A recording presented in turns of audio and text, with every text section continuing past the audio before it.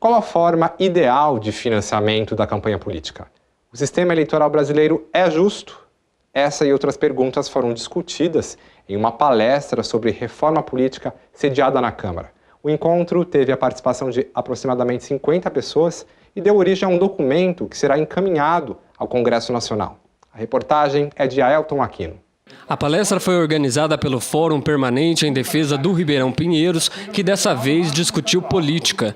O vereador Henrique Conte explicou ao público os principais pontos em discussão em uma possível reforma política. Na palestra foram tratados temas como formas de participação popular, sistemas eleitorais, o fim das coligações nas eleições proporcionais e o impedimento da reeleição com mandatos de 5 anos. Como em toda discussão política, as mudanças são polêmicas e as opiniões diferentes. O debate de ideias ajudou aqueles que ainda não entenderam a reforma política a ampliar os conhecimentos.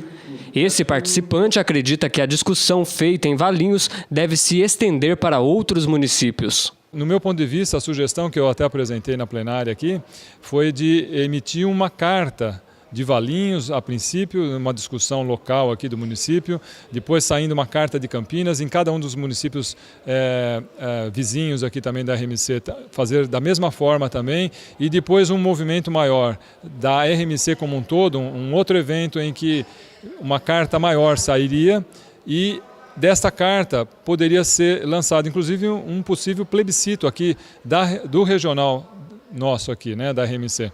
A necessidade de uma formação política foi levantada por esse participante como fundamental para o exercício da cidadania. Hoje o que acontece? As nossas crianças, os nossos jovens têm que ter uma nova visão do que está se acontecendo com o país. Então a minha preocupação é o quê?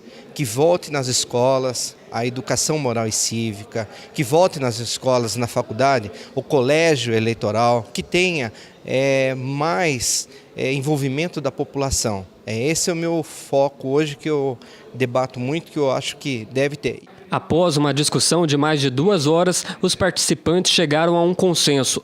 O debate em torno da reforma política precisa ser amadurecido e qualquer decisão não deve valer para as próximas eleições. Na circunstância atual, o povo não tem conhecimento do que está sendo discutido e quais as propostas, não tem o menor conhecimento de participar, que é o que está sendo pedido nas ruas. Então, tem que ser esclarecido o povo, que ele participe. Isso daí é impossível para 2016. Então, a melhor situação é o seguinte, que sejam apresentadas as propostas, sejam levadas à população, através dos órgãos competentes, dos políticos que estão lá, e isso daí retorne e seja votado melhor para uma reforma política que está sendo pedida nas ruas. É isso.